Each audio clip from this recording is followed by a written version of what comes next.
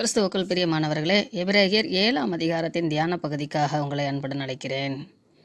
5ஆம் அதிகாரம், 6ஆம் அதிகாரம், 7ஆம் அதிகாரத்தில் இயேசு கிறிஸ்துவானவர் மெல்கிசேதேக்கின் முறைமையின்படி ஆசாரியராய் என்றென்றைக்கும் ஆசாரியராய் இருக்கிறார் என்று மிக தெளிவாக சொல்வதற்காக இந்த எழுத்தாளர் எழுதுகிறார். விசேஷமாக மெல்கிசேதேக்கு என்ற சாலமின் ராஜா என்று அழைக்கப்பட்டவர், அவருடைய வம்சாவளியிலே ஆசாரியர்களாக யாரும் இருந்ததாக எந்த சுவடுகளும் இல்லை. அதே போல் இயேசு கிறிஸ்துவுக்கு முன்பாகவோ பின்பாகவோ யாரும் பிரதான ஆசாரியர்களாகவோ இருந்ததாக எந்த வரலாற்று சான்றுகளும் இல்லை என்பதை நாம் அறிவோம். இந்த ரெண்டு நபர்களும், அதாவது இயேசு கிறிஸ்துவானவரும் மெல்கிசேதேக் என்ற ஆபிரகாமின் காலத்திலே வாழ்ந்தவரும், இருவருமே அது ஒரு தனித்தன்மை உள்ளவர்களாக என்றென்றைக்கும் ஆசாரியர்களாக இருக்கிறார்கள் என்பதை வாதாடுகிறார். அதோடு கூட லேவியர்களை காட்டிலும் இயேசு கிறிஸ்துவானவர் சிறந்தவர். லேவிகளின் முறைமையின்படியே வராத மெல்கிசேதேக்கு எப்படி லேவியர்களை காட்டிலும் சிறந்தவரோ, அதே போல் எல்லா ஆசாரியர்களை காட்டிலும் மேலான மகாபிரதான ஆசாரியராக இயேசு கிறிஸ்து இருக்கிறார் என்பதை இங்கே வெளிப்படுத்தி காட்டுகிறார். ஏனெனில் ஆசாரியர்கள் தங்களை மிகவும் பிரதானமாக நினைத்திருந்தபடினாலும் தேவனுடைய செய்திகளை மனிதர்களுக்கு சொல்லி மனிதர்களை தேவனோடு ஒப்புரவாக்கும் அந்த உன்னத பணியிலே மனிதனுக்கும் தேவனுக்கும் இடையாக இருக்கக்கூடிய பிரதிநிதிகளாக அவர்கள் வாழ்வதினாலே அவர்கள் தங்களை மிகவும் பெருமையாக எண்ணிக்கொண்டிருந்தார்கள். ஆனால் உங்கள் எல்லாரை காட்டிலும் மேலானவர், மேன்மையானவர் இயேசு கிறிஸ்துவானவர். அவரே நமக்காக இறங்கி வந்து இந்த காரியங்கள் எல்லாத்தையும் செய்து முடித்தவர் என்று சொல்லி, இந்த பூமியிலே செய்யப்படுகிற இந்த சடங்காச்சாரங்களால் அல்ல, இவைகளை மாதிரியாக வைத்து நாம் எதிர்பார்த்து கொண்டிருந்தோம். அந்த எதிர்பார்ப்பு உண்மையாய் நிகழ்ந்தது ஆண்டவராய் இயேசு கிறிஸ்துவின் மூலமாக. அவர் தேவனுடைய அந்த பரலோக ஆலயத்திலே பரலோக பூமிக்கும் பரலோகத்திற்கும் இடையான அந்த மிகப்பெரிய பிரிவை நீக்கி பலியிட்டு நம்மை தேவனோடு பரலோகத்தோடு ஒப்புரவாக்கி இருக்கிறார் என்று அவர் வாதிடுகிறார். பவுல் எழுதுகிற இந்த இடத்தை அல்லாமல் மெல்கிசேதேக்கை குறித்து மற்ற 2 இடங்களிலே சொல்லப்பட்டிருக்கிறது. ஒன்று ஆபிரகாமோடு, மற்றொன்று சங்கீதங்களின் புத்தகத்திலே 110 4வது வசனமாக தீர்க்க தரிசனமாக சொல்லப்பட்டிருக்கிறது. ஆதியாகமம் 14ஆம் அதிகாரத்தில் ஆபிரகாம் 5 ராஜாக்களை வென்று அவர் மீண்டு வரும்போது மெல்கிசேதேக் என்பவர், அதாவது சாலேமின் ராஜா என்பவர் அவருக்கு தோன்றி அவரை ஆசீர்வதித்தார். தோன்றி என்று இருக்கிறது, அப்பியர்டு, தோன்றி ஆபிரகாமை மெல்கிசேதேக்கு ஆசீர்வதித்தார் என்று சொல்லப்பட்டிருக்கிறது. ஆதலால் ஆபிரகாமை காட்டிலும் மெல்கிசேதேக்கு உயர்ந்தவர், பெரியவர் என்பதை இந்த வார்த்தை வெளிப்படுத்துகிறது. அதே வேளையில் ஆபிரகாம் தனக்குண்டான எல்லாவற்றிலும் மெல்கிசேதேக்கு தசமபாகம் செலுத்தினான் என்று எழுதப்பட்டிருக்கிறது. கொடுக்கிறவர்கள் வாங்குகிறவர்கள், இந்த இரண்டுக்கும் இடையிலே கொடுப்பவர்கள் சிறியவர்கள், வாங்குகிறவர், அந்த ஆசீர்வாதத்தை கொடுக்கிறவர் பெரியவர், ஆசீர்வாதத்தை வாங்குகிறவர் சிறியவர். அந்த சிறியவர் நன்றி காணிக்கையாக செலுத்தும் சில துளிகள் தான் அந்த தசமபாகம். இப்படி ஆபிரகாம் தசமபாவத்தை செலுத்தும் போது அவனுடைய உடல் உறுப்பிலே அங்கங்களாக வாக்குத்தத்தத்தின் மனிதர்களாகவும் சரீர பிரகாரமான மனிதர்களாகவும் லேவியர்கள் அவனுடைய சரீரத்திலே இருந்தார்கள். அதன் மூலமாக பெற்றுக்கொள்வதற்கென்று தெரிந்து கொள்ளப்பட்ட லேவியர்கள் முதலாவது கொடுத்து விட்டார்கள் என்று அவர் வாதிடுகிறார். அதாவது ஆரோன் என்பவன் தேவனால் ஒரு முறையாக ஏற்படுத்தப்பட்டவன். ஒரு முறையாக என்றால் ஆர்டர் அப்படின்னு எடுத்துக்கொள்ளாமல், ஒரு நாம் புரிந்து கொள்வதற்கு இது இப்படித்தான் என்று புரிந்து கொள்வதற்கு செய்யப்பட்ட ஒரு செயல் விளக்க பாடம் போல ஆரோன் ஏற்படுத்தப்பட்டான். ப்ராக்டிக்கல் கிளாஸ் போல, ஒரு ஒத்திகை பார்ப்பது என்று சொல்லுவோம் அல்லவா, அதை போல ஒரு நாடகம், ஒரு நிகழ்வு நடந்தேற வேண்டும் என்றால் ஒத்திகை பார்ப்பது போல தேவன் இயேசு கிறிஸ்துவானவர் வந்து இந்த பூமியிலே செய்ய வேண்டியதை மனிதர்கள் மூலமாக, அதாவது மகாபிரதான ஆசாரியன் செயலை ஆசாரியனாகிய ஆரோனின் மூலமாக செயல்படுத்தி ஒத்திகை பார்த்து ஒத்திகையாக நமக்கு செய்து காட்டினார் என்பதை நாம் புரிந்து கொள்ள வேண்டும். நான் சில வார்த்தைகளை எல்லாம் இங்கே பயன்படுத்தும் போது அந்த வார்த்தைகளின் அர்த்தங்களை நீங்கள் புரிந்து கொண்டு அதை நீங்கள் கொஞ்சம் ஆழமாக மனதிலே வைத்து பழைய ஏற்பாட்டை வாசித்து வரும்போது கிறிஸ்துவை நாம் ஆழமாக அறிந்து கொள்ள முடியும். ஒவ்வொரு பதிவிலும் நான் சொல்வதெல்லாம் கிறிஸ்துவை கற்று அறிய வேண்டும். லேர்ன் ஆண்டவராக இயேசு கிறிஸ்துவை இன்னும் ஆழமாக கற்று அறிய வேண்டும், ஆராய்ந்து அறிய வேண்டும் என்று பார்க்கிறோம்.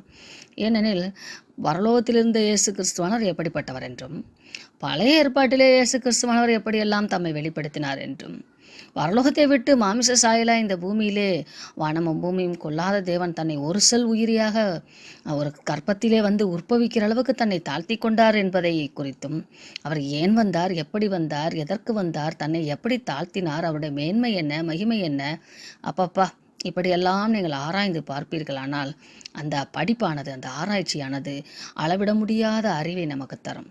அவருடைய பாடு, மரணம், அடக்கம் பண்ணப்படுதல், உயிர் தெழுதல், பரமேறுதல், மீண்டும் வருதல், திருச்சபையானது ஆயத்தமாகுதல், திருச்சபையானது கிறிஸ்துவுக்காக தன்னை ஆயத்தப்படுத்தி கொள்ளுதல், மணவாளன் வருகை, ஆட்டுக்குட்டியானவர் திருமணம், 7 வருஷ அரசாட்சி, அதன் பின்பு பரத்திலே உண்டாகக்கூடிய நியாயத்தீர்ப்பு, நித்திய ஜீவன் என்றெல்லாம் தலைப்பிலே நாம் தியானிப்போமானால், வேதத்திலே சொல்லப்பட்டிருக்கிற ஒவ்வொரு காலகட்டத்திலும் கிறிஸ்துவை தியானிக்கிறோம். ஆதலால் நாம் மிகவும் கவனமாக கிறிஸ்துவை ஆழமாக கற்றுக்கொள்ள வேண்டும் என்ற ஒரே உயரிய நோக்கம்தான் இந்த எழுத்தாளருக்கு இருக்கிறது. பிரியமானவர்களே, இந்த காரியங்களை நீங்கள் கண்ணும் கருத்துமாக கவனமாக தியானிப்பீர்கள் என்று நான் விசுவாசிக்கிறேன். இந்த மெல்கி செதேக்கு என்ற இந்த 2 வார்த்தைகளை பிரிக்கும் போது, மெல்கி என்றால் த கிங் ஆஃப் ரைச்சியஸ்னஸ், நீதியின் ராஜா என்றும், செதேக் என்றால் சாலோம், சமாதானத்தின் ராஜா என்றும் சொல்லப்பட்டிருக்கிறது. இந்த வார்த்தையானது எசாயாவின் புத்தகம் 9:6 32:1 சொல்லப்பட்டிருக்கிறது. அதாவது இயேசு கிறிஸ்துவானவர் தான் இந்த சமாதானத்தின் தேவனாக, ராஜாவாக, சமாதானத்துக்கே ராஜாவாக இருக்கிறார் என்றும், இதை நாம் இயேசு கிறிஸ்துவானவரே இந்த பூமியிலே மனித சாயலில் இருக்கும்போது யோவான் 14-16 இந்த அதிகாரங்கள் எல்லாம் வாசித்து பார்க்கும்போது அவர் தேவ சமாதானத்தை நமக்கு வைத்து போகிறார் என்று பார்க்கிறோம். சமாதானம் என்பது அவருடையது. சமாதானம் என்ற சொல் 2 விரோதிகளுக்கு இடையான ஒரு ஒப்புரவாக்கக்கூடிய சொல். 2 பிளவுபட்ட குழுக்களை ஒன்றாக இணைப்பது சமாதானம் என்கிற சொல்.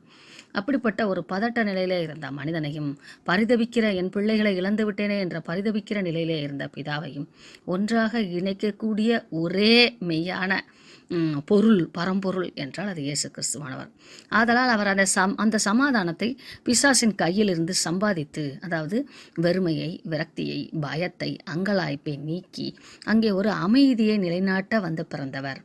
ஆதலால் அவர் சாலமின் ராஜா, சமாதானத்தை ஆளுகை செய்கிறவர், சமாதானத்தை தன்னுள் வைத்திருப்பவர். அவரை அல்லாமல் வேற ஒருவரும் சமாதானம் செய்ய முடியாது என்ற இந்த கருத்துக்களை எல்லாம் ஒட்டுமொத்த வேதம் நமக்கு வெளிப்படுத்துகிறது. இன்னும் இதை அப்போஸ்தலர் நடபடிகள் 22:14 2 தெசலோனிக்கேயர் 3:16 நீங்கள் வாசிக்கும் போது இவைகளெல்லாம் புரிந்து கொள்ளலாம். தேவன் நமக்கு கொடுத்திருக்கிற மாறாத மிகப்பெரிய பொக்கிஷம் தேவனோடு ஒப்புரவாகும் சமாதானம்.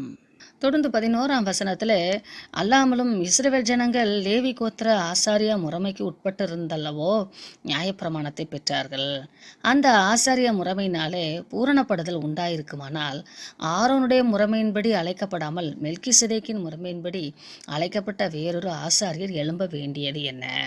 அதாவது சங்கீதம் 110 அந்த 4 சொல்லப்பட்டிருக்கிற தீர்க்க தரிசனங்களை அவர் இங்கே கேள்வியாக கேட்கிறார். இப்படி ஒரு ஆசாரியன் எழும்ப வேண்டும் என்று சொல்ல வேண்டியது என்ன? அப்படி என்றால் இந்த ஆரோனின் முறைப்படி அழைக்கப்பட்ட, அதாவது சந்ததி சந்ததியாய் வருகிற இந்த ஆசாரியர்களுடைய ஊழியமானது பூரணமானது அல்ல. அது நம்மை பூரணமாய் விடுதலை ஆக்காது. ஆனால் அது ஒரு நிழலாட்டமாக அங்கே வைக்கப்பட்டிருக்கிறது, நிஜமல்ல. ஆதலால் மெல்கிசேதேக்கின் முறைமையின்படி என்றால் அவர்தான் ஆரம்பம், அவர்தான் முடிவு. அவருக்கு முன்பாக யாரும் ஆசாரியனாய் இருந்ததுமில்லை, அவருடைய வம்சத்தில் அவருக்கு பின்பாக யாரும் ஆசிரியராய் இருந்ததில்லை. அதுபோல இயேசு கிறிஸ்துவான அவருக்கு முன்னும் பின்னும் அவரே ஆசாரியராக என்றென்றைக்கும் ஆசாரியராய் இருக்கிறார் என்று வாதிட்டு எழுதுகிறார். ஆசாரியத்துவம் மாற்றப்பட்டிருக்குமே, ஆனால் நியாயப்பிரமாணம் மாற்றப்பட வேண்டுமே. அப்போ ஆரோனின் முறைமைப்படி அந்த ஆசாரியத்துவம் ஏற்படுத்தப்பட்ட போதுதான் மோசையின் மூலமாக நியாயப்பிரமாணம் கொடுக்கப்பட்டது. இன்று கிறிஸ்து முழுமையான, முதன்மையான, முற்றிலுமான, என்றென்றும் இருக்கிற ஆசாரியராய் இருக்கும்போது நியாயப்பிரமாணமும் அவருடைய நியாயப்பிரமாணமாகத்தானே இருக்க வேண்டும். வேண்டும். இவைகள் எவரை குறித்து சொல்லப்பட்டிருக்கிறதோ அவர் வேறொரு கோத்திரத்துக்குள்ளானவராய் இருக்கிறாரே, அந்த கோத்திரத்தில் ஒருவனாகிலும் பலிபீடத்துக்கு ஊழியம் செய்ததில்லையே. யூத கோத்திரத்திலே கிறிஸ்து பிறந்தார் அல்லவா? பலிபீடத்திலே அப்படிப்பட்டவர்கள் யாரும் ஊழியம் செய்யவில்லையே. ஆனால் இந்த யூத கோத்திரத்தில் தோன்றி நமக்காக ஆட்டுக்குட்டியாக மரிப்பது அவர் பணியாகவும் தேவி கோத்திரத்தின் வழியாக செய்யப்பட்ட ஊழியமாகிய மகாபிரதான ஆசாரிய ஊழியத்தையும் நீதியையும் சமாதானத்தையும் நிலைநாட்டுகிற மெல்கிசதேக் என்று சொல்லப்படுகிறது. தேவ நீதியையும் சமாதானத்தையும் அதாவது பாவத்திற்காக உண்டாகக்கூடிய பிரயச்சித்தம், அதனால் தேவ நீதியும் அதை ஆசாரியன் செய்வது போலவும், அதே வேளையில் யூத கோத்திரத்திலே பிறந்த இயேசு கிறிஸ்துவானவர் ராஜாதி ராஜாவா சமாதானத்தின் தேவனாக அரசாளக்கூடியவராகவும் அமைகிறார் என்பதை இந்த இடத்திலே அவர் மிக தெளிவாக விளக்கப்படுத்துகிறார். இதை வாசிப்பவர்கள் யூதர்கள் என்பதினாலும் ஆராய்ச்சியாளர்கள் என்பதினாலும் எழுதுகிறவரும் ஒரு எபிரேய பின்னணியிலே எழுதுகிறவராக இருக்கிறபடினாலும் இந்த காரியங்கள் எல்லாம் அவர்களுக்கு ஒரு விளக்க உரையாக அவர்கள் புரிந்து கொள்வதற்கு மிக எளிதாக அமையும். நாம் இந்த இரண்டு குழுவையும் ஒரு அலசி ஆராய்தலோடு நாம் பார்க்கும்போது நமக்கும் இந்த வேத பகுதிகளெல்லாம் புரியும்.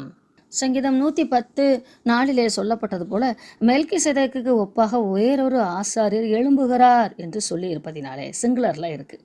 அதை இவர்தான் என்று சொல்லுகிறார். அவர் மாமிச சம்பந்தமான கட்டளைகளாகிய நியாயப்பிரமாணத்தின்படி ஆசாரியராயிராமல் நீர் மெல்கிசேதேக்கின் முறைப்படி என்றென்றைக்கும் ஆசாரியராய் இருக்கிறீர் என்று சொல்லிய சாட்சிக்கு தக்கதாக அழியாத ஜீவனுக்குரிய வல்லமையின்படியே ஆசாரியரானார்.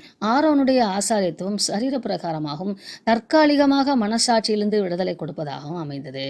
ஆனால் இயேசு கிறிஸ்துவானவர் அவர் தம்மை பலியாக செலுத்தியதும் அந்த பரலோக ஆட்டுக்குட்டியை பலியிடுவதற்கு இந்த உலகத்திலே வேறொரு ஆசாரியன் இல்லாதபடினாலே தாமே அந்த பலியை சுமந்ததும் செலுத்தியதுமாய் இருந்த இயேசு கிறிஸ்துவானவரை அவரே தன்னிகரானவராய் இருக்கிறார். அவர் நமது ஜீவனுக்குரிய வல்லமையின்படியே ஆசாரியரானார் என்றார். இயேசு கிறிஸ்துவை கொண்டுதான் இந்த உலகம் உண்டாக்கப்பட்டது. மனிதனுடைய உலகம் முழுவதும் உண்டாக்கப்பட்டது. மனிதனுக்குள்ளாக இருக்கக்கூடிய ஆவியும் அவருடையது. ஆதலால் அந்த அழியாத ஜீவனுக்குரிய வல்லமையின்படியே அந்த ஆசாரியரானார். நமது ஜீவன் நித்திய ஜீவனுக்குரிய மரணத்தை வெல்லக்கூடிய நித்திய ஜீவனுக்குரிய ஆசாரியராய் இயேசு கிறிஸ்துவானவர் இருக்கிறார். ஆரோனுடைய ஆசாரியத்துவமும் தற்காலிகமானதாகவும் மனசாட்சிக்கு உட்பட்டதாகவும் சரீரத்திற்கிருந்து சுத்திகரிப்பு உண்டாக்கத்தக்கதாகவும் இருக்கிறது. அது நம்மை பூரணப்படுத்தாது. எந்த ஒரு பணியோ எந்த ஒரு கலையோ ஒரு பகுதியாக நாம் கற்றுக்கொள்ள முடியாது. காயினுக்கு 2 பகுதிகள் உண்டு. அது அதனுடைய கம்ப்ளீட்னஸ், பூரணம். ஒரு சமையலிலே போட வேண்டிய எல்லா இன்க்ரீடியன்ஸும் அந்தந்த டைமில் கரெக்டாக போட்டால் தான் அது பூரணம், இல்லைனா கம்ப்ளீட் ஆகலைன்னு அர்த்தம். ஒரு வாகனம் ஓட்டுகிறோம் என்றால் அந்த வாகனத்துக்கு accelerator, gear, brake, hand brake, monitor, இன்ஜினோட கெப்பாசிட்டி இதெல்லாம் சேர்ந்த ஒரு அமைவும் அதை ஓட்டுநருடைய திறனும் சேர்ந்தது தான் ஒரு கம்ப்ளீட்டு. அதே போல தான் ஆண்டவராக இயேசு கிறிஸ்துவனுடைய பணிகளை நமக்கு தேவன் சொல்லிக் கொடுக்கிறார். ஸ்டெப் பை ஸ்டெப்பாக சொல்லிக் கொடுத்து கிறிஸ்துவுக்குள்ளாக கிறிஸ்துவன் மூலமாக அது பூரணமாக்கப்படுகிறது. அப்போ இந்த ஆரோனுடைய வம்சாவளியிலே வரக்கூடியவருடைய ஆசாரித்துவத்தினாலே அல்ல, அது நமக்கு பார்ஷியலாக காரியங்களை கற்றுக் கொடுக்கிறது. பிரேக்கனா என்ன, கிளச்சுனா என்னன்னு கற்றுக் கொடுக்கிறது. ஆனால் ஒட்டுமொத்த காரியங்களையும் செய்து நம்மை தேவனிடத்திலே கொண்டு சேர்க்கிற அந்த நமது வாழ்க்கை என்னும் படகை காரை ஓட்டிச் செல்பவர் ஆண்டவர். அவர்தான் முழுமையான பூரணமாக நம்மை அந்த நம்பிக்கைக்குள்ளாக வழிநடத்துவார் என்று 19ஆம் வசனத்திலே இந்த ஆக்கியோன் எழுதுகிறார். 20ஆம் வசனத்தின்படி அவர்கள் வம்சாவளியிலே ஆசராகிறார்கள்.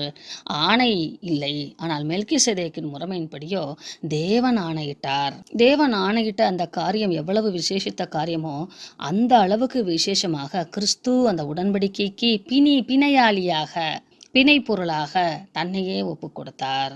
ஆரோனின் ஆசாரியத்துவத்திலே அவர்கள் மரணத்தை தழுவினார்கள், இவரோ மரணத்தை ஜெயமாக எடுத்தார். அதனால் அவர்கள் நிலைத்திருக்க முடியவில்லை. இவரோ என்றென்றும் நிலைத்திருக்கிற ஆசாரியத்துவம் உள்ளவராய் இருக்கிறார் என்று 24ஆம் வசனத்திலே வாசிக்கிறோம். கிறிஸ்து தேவனிடத்திலே கிட்டி சேர்ந்தது போல தேவனிடத்திலே கிட்டி சேர விரும்புகிற ஒவ்வொரு மனிதனுக்காகவும் கிறிஸ்து வேண்டுதல் செய்கிறவராய் இருக்கிறார். ஒரு மகா பிரதான ஆசாரியனாக பரலோக தேவாலயத்திலே தேவ சமூகத்திலே பிரியமானவர்களே, கிருபாசன பெட்டியின் அண்டிலே நின்று தேவனுடைய இரக்கங்களுக்காக, தயவுகளுக்காக, பாதுகாப்புக்காக, பராமரிப்புக்காக, உதவிக்காக என்று அவர் பரிந்து பேசுகிறவராய் இருக்கிறார். இதை நாம் 25, 26 வசனங்களிலே வாசிக்கிறோம்.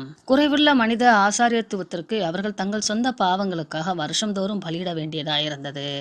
ஆனால் இவரோ மாசற்றவரும் குற்றமற்றவரும் பரிசுத்தரும் பாவங்களுக்கு விலகினவரும் வானங்கள் வழியாக பரலோகத்துக்கு உயர்ந்து தம்மைத்தாமே பலியிட்டதினாலே சகல நியாய பிரமாணங்களையும் ஒரே தரமே செய்து முடித்து விட்டார். நியாய பிரமாணத்துக்கு உட்பட்டு ஏற்படுத்தப்பட்ட ஆசாரித்துவமானது பலவீனம் உள்ளது.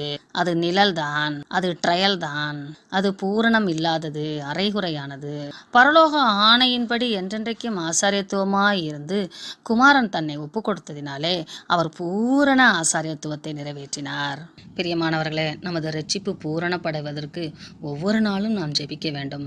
என் ரட்சிப்பை காத்துக்கொள்ள எனக்கு உதவி செய்யும் ஏசையா என்று நாம் ஜெபிக்க வேண்டும். இயேசு கிறிஸ்துவானது தமது கிரியைகளை இந்த பூமியிலே நிறைவேற்றி தேவனோடு ஒப்புரவானது போல நாமும் இந்த பூமியிலே வாழும்போது தேவனோடு அவர் எப்படி தொடர்பு கொண்டு வாழ்ந்தாரோ அப்படிப்பட்ட ஒரு தொடர்புடையவர்களாய் வாழ்ந்து நமது ரட்சிப்பு பூரணமாய் நிறைவேறத்தக்கதாக கிறிஸ்துவோடு நாம் அவரோடு இணைந்து பயணித்து பரலோக வாழ்வை நான் சுதந்திரித்துக் கொள்வோமாக. ஆமென்.